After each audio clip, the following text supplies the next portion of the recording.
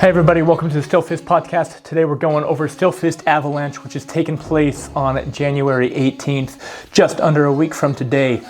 So jumping straight into the card, our first match of the night, we've got Giovanni Carrillo coming in against Bryce Smith. Giovanni stepped in short notice on the last event up against Joey Scott from Tooele MMA in a kickboxing match, and actually gave Joey a pretty decent fight.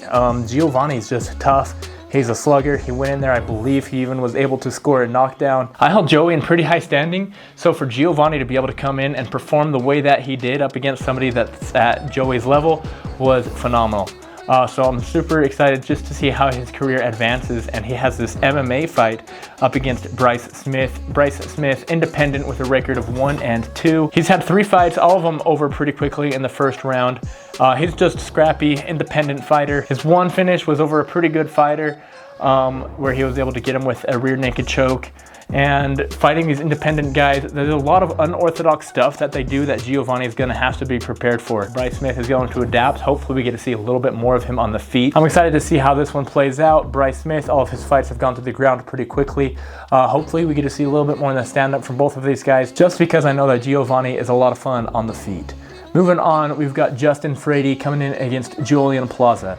Julian Plaza has a pretty tough record, 2-0 in kickboxing, 1-0 in MMA. Justin Frady coming in and making his debut against someone at the level of Julian Plaza. Justin's got the gameness in him to be able to step up against that level of competition.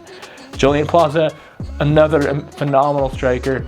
He's just super calm and relaxed and just able to generate so much power with his kicks, and he beats me up all the time.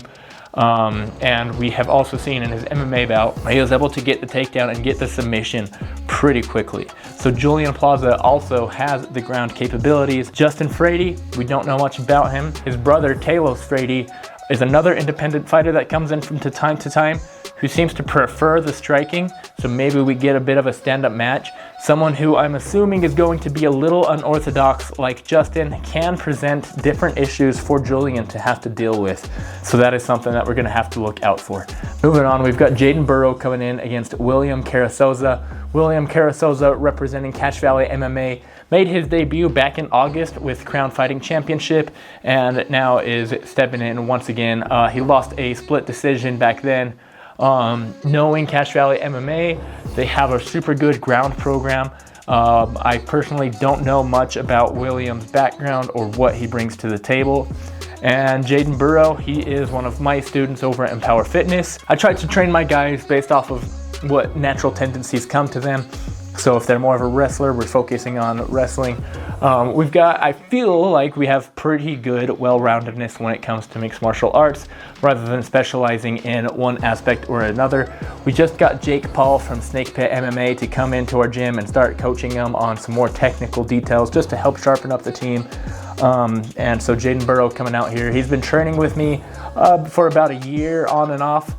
And he's a super tough kid, so this is going to be a good matchup for both of these guys. Our next matchup, we've got Daniel Clark coming in against Daniel Kikini. Daniel Clark, another guy, along with Giovanni Carrillo, coming out of Brute Force Academy in Vernal, Utah.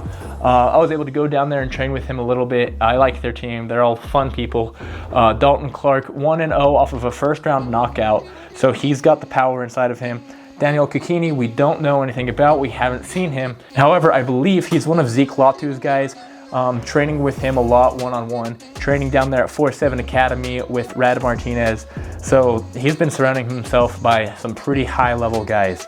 Dalton Clark is going to have a bit of work cut out for him. I mean, both of these guys are. Both of them at heavyweight are going to have striking potential. So excited just to see how that's going to play out.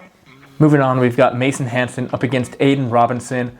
Both of these guys pretty active featherweights. I'm excited just to see how both of their career develops. Both of them seem pretty early in their career. This is definitely a matchup that we can also potentially see a rematch later on as pros or as more established amateurs.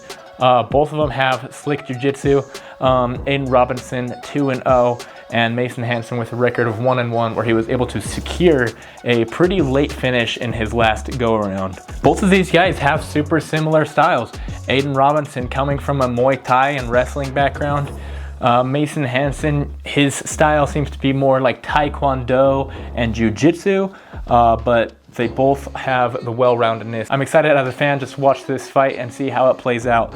I'm a fan of both of these guys. I've been able to train with both of them, and having the inside knowledge that I do, I'm not even really sure who's gonna win it. So this one is one to watch out for. Moving on, we've got Dylan Smith up against Chris Carrillo.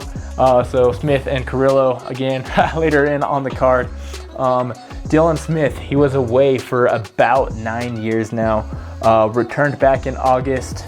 Dylan Smith, away for about 9 years now, returned back in August where he was unable to get the win, making in relativity to the rest of his career, a pretty quick turnaround in his return against Chris Carrillo. Dylan Smith, another Cache Valley guy, potentially a heavy ground game. Chris Carrillo, we've seen a lot more of him on the ground throwing up submissions, but I also know he has a pretty extensive boxing background.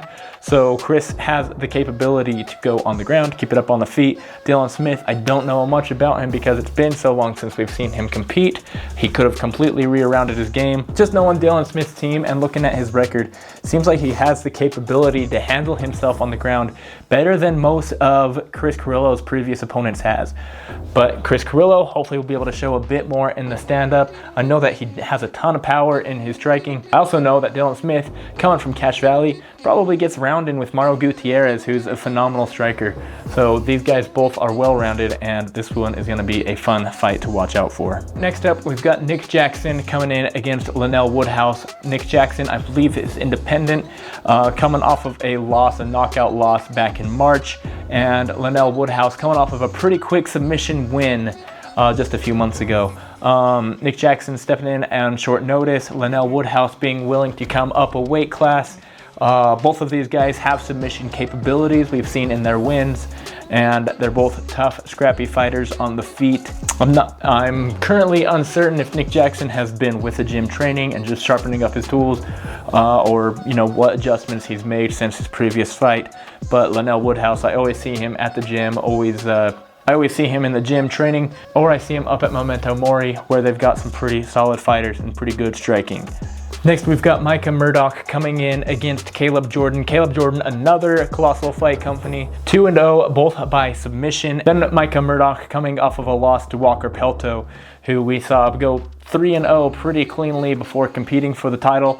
So with his only loss being to someone who is in title contention, his other wins being pretty definitive, one with an arm lock and the other over decision, Micah Murdoch is staying active and is a great, tough fighter.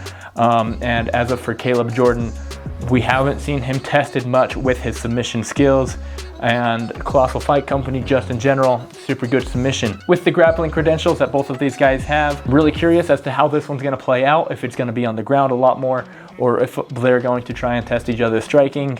Micah Murdoch coming from Agema, where they have a lot more well-rounded fighters, as opposed to Colossal Fight Company, where we just see a lot of submission specialists. Both of these guys, super tough competitors, and probably right in line for title contention for the Steelfist welterweight title.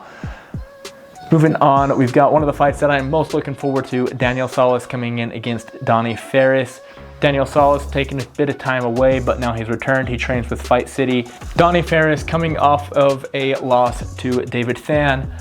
This is a striker versus grappler. Daniel Salas' striking has carried his career. He's got a long kickboxing career. He's been working on his ground game quite a bit. But Donnie Ferris, I always really enjoy watching how these guys play out and how they're going to try and get it down to the ground.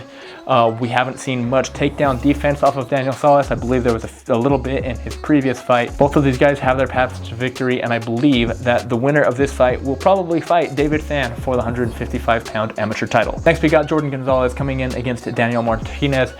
Jordan Gonzalez coming off of 2 losses, both to the current 135 champion Kawhi Thompson, and Daniel Martinez currently riding a 2-0 streak. Daniel made most of his career at 125 pounds, but ever since stepping up to 135 has been finding a lot more success. And Jordan has only ever lost to the current 135-pound champion. Jordan has been showing constant improvements every single time that I've worked with him. Kind of rerounded his game and his striking. He's been feeling really good and really quick, making a lot better tactical decisions in the fights or in the training from what I've seen. And Daniel Martinez, I know his team, Lionheart, is always just tough and ready to fight. Having turned his career around from all of his losses to now having a 2-fight win streak, both of these guys have a lot riding in on this just to get back into the top of the 135-pound amateur division. And then finally, it's time for our main event, where Cole Faust is making a fairly quick turnaround up against Owen Robinette. This was one of Cole Faust's harder fights back when he was an amateur. Owen Robinette just showed a ton of toughness on the ground, being able to hold in there for most of the fight, get a few reversals. Owen Robinette has submission threats, and he has some pretty crafty striking. He has a record of 2-1. Cole Faust, a record of 2-0, who has been very dominant in just all of his performances that he's had to this point.